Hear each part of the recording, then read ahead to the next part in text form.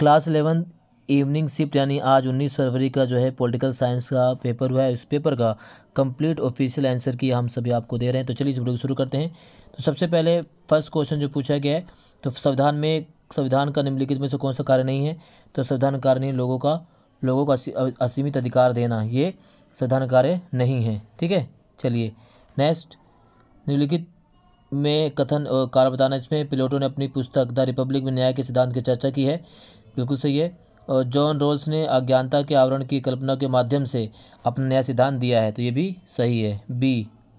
ठीक है, तीसरे का देखिए मिलान करना है कॉलम ए कॉलम बी में। अनुच्छेद 368 किससे मिलेगा? तो अनुच्छेद 368 जो है संविधान में संशोधन की प्रक्रिया से। अनुच्छेद 74, ठीक है, अनुच्छेद 74 क्या है?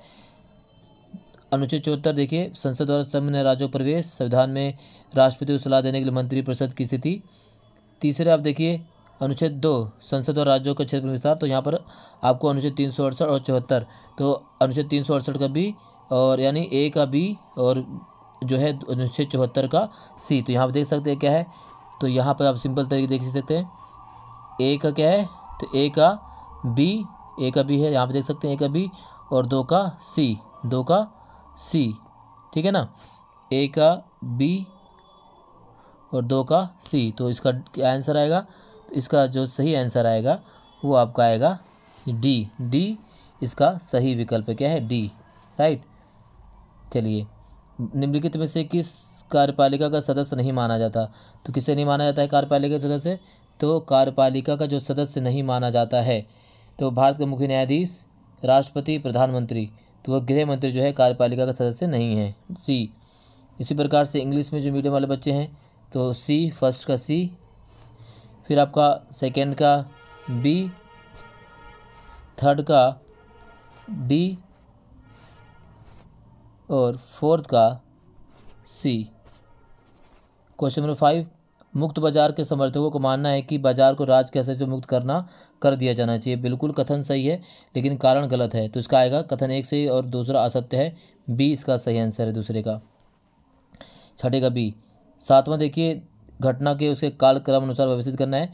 तो देश के आंतरिक विद्रोह के आधार पर आपातकाल लगाना 1975, भारत के संविधान का लागू होना 1950, 73 और 74 संशोधन 1992, केशव भारती 1973। इस तरह से आपको मिलान कर दें। देखिए, तो सबसे पहले क्या हुआ था?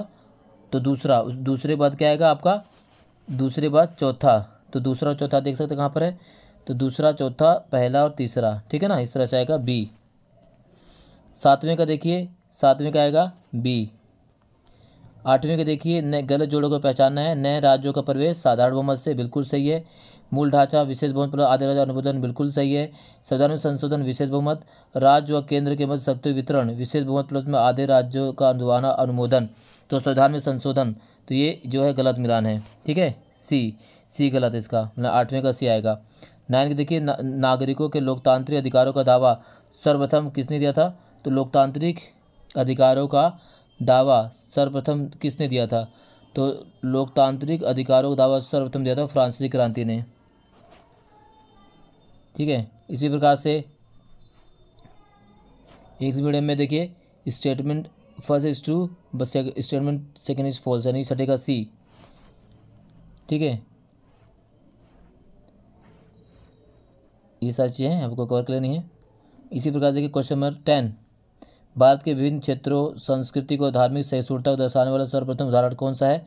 तो आपका है गणतंत्र दिवस की परेड, सी। निम्नलिखित में से क्या एक राष्ट्र की मान्यता नहीं होती है? तो राष्ट्र की मान्यता साझा त्यौहार नहीं होती, डी।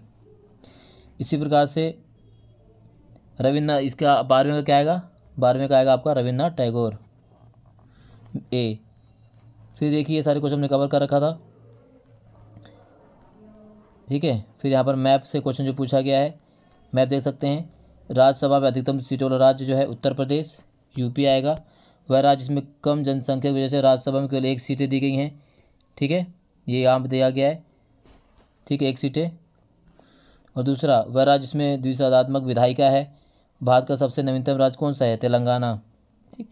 इस टाइप क्वेश्चन आपसे पेपर में पूछा गया था। तो इसे आपको कमेंट बॉक्स में बताना कि आपके 12 और मैप में अगर 17 में से कितने आपके एमसीक्यू सही होते हैं। बहुत बहुत धन्यवाद, जय हिंद।